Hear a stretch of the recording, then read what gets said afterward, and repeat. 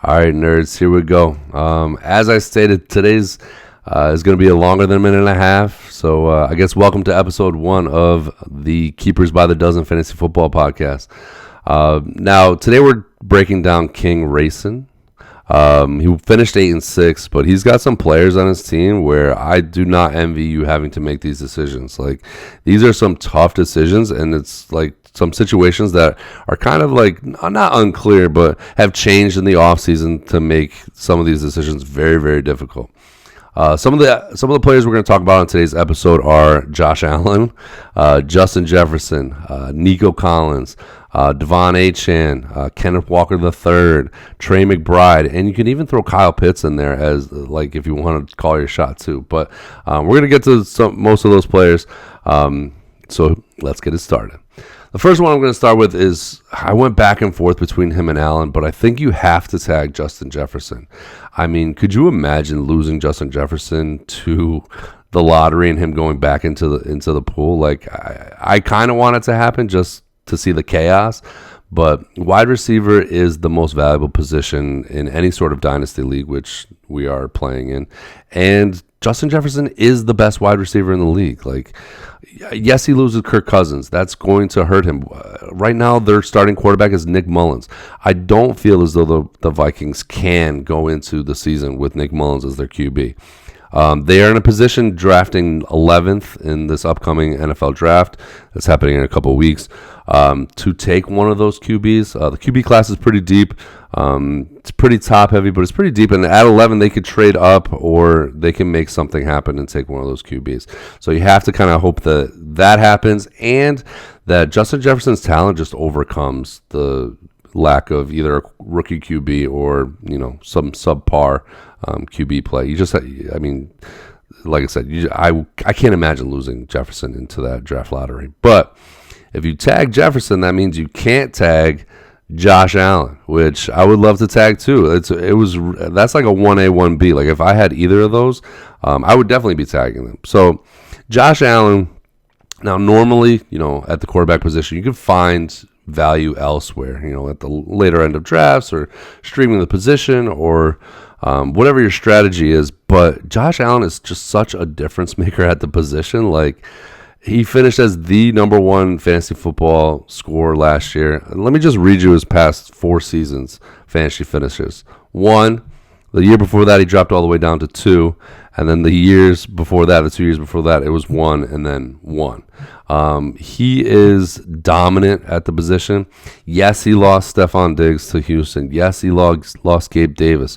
But again, this upcoming draft, Buffalo has been mocked to take one of the many wide receivers in this super deep wide receiver class.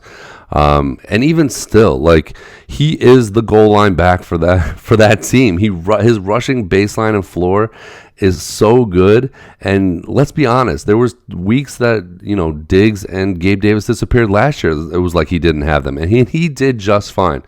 Now, they made an offensive coordinator change about halfway through the season, actually like week 11. And let me just read you something. So after the OC change, he finished as a top 5 at the position 4 out of the remaining 6 weeks. And like I said, he was number 1 in fantasy points per game over that stretch. So Josh Allen is going to be just fine. If you tag, like I said, you could tag either one. If you tag Jefferson, you can hope and pray that you get Josh Allen back in the lottery. But either way, it's going to be chaos with either one of those players going back. And I am here for it. I can't wait. The next player I want to talk about is Nico Collins. Nico Collins actually finished as a top 10 wide receiver in his own regard. You had that surprising fantasy finish or fantasy year for CJ Stroud and the boys. And coming into 2024, that Texans offense is looking scary. But you add Diggs, the aforementioned Diggs, as another weapon. Now, the Texans only ran 11 personnel, which means 1 running back, 1 tight end, and 3 wide receivers.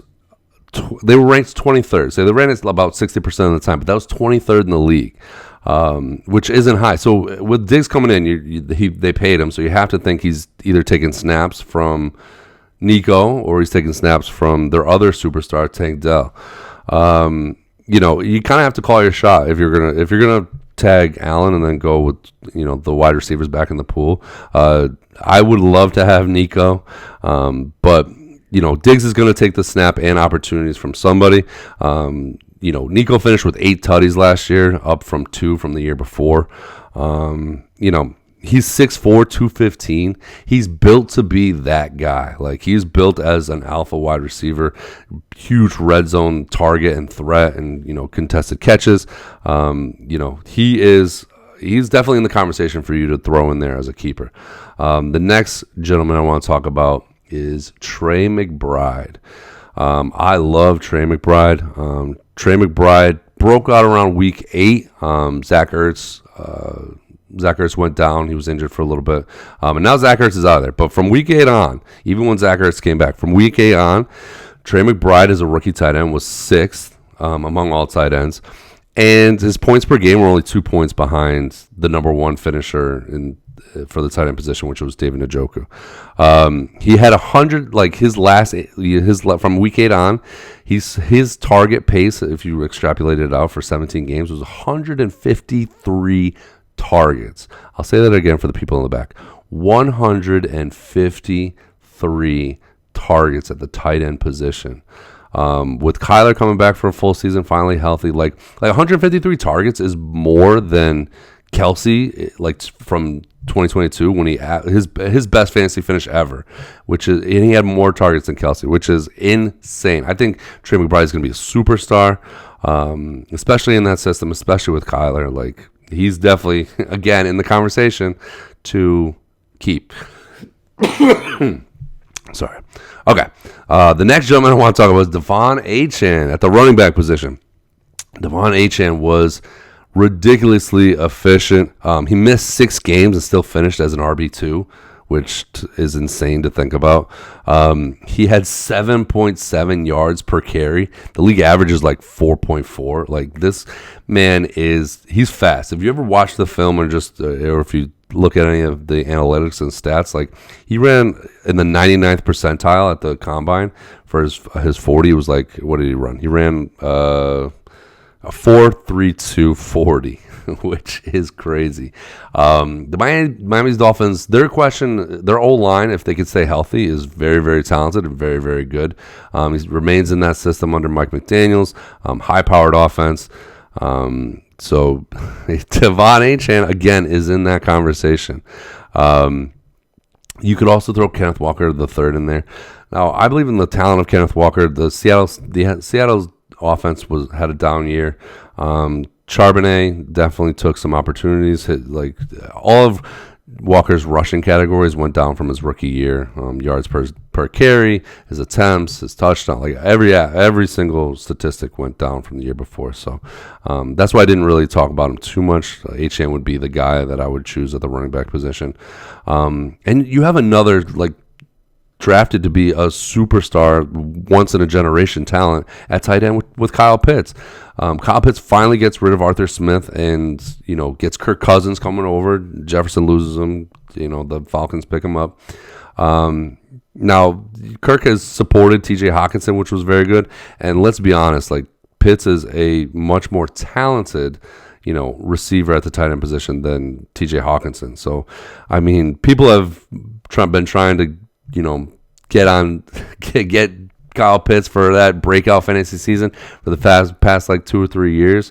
It just hasn't come to fruition, but maybe this is the year. Again, if you want him, you're gonna have to call your shot and put him in the pool, and you get him back. Fantastic. If not, somebody else might take a shot. I might take a shot on him. I know some others in this league really like him, but that is what you're staring down, my friend. So just to recap, what I would do is I would tag Jefferson because, like I said, I can't imagine losing Jefferson. And then I would throw Allen in the pool. I would throw McBride in the pool, and I would throw Achane in the pool because you can't throw Nico in there if you tag Jefferson. But so those are the 3 that I would throw in the pool. I would tag Jefferson.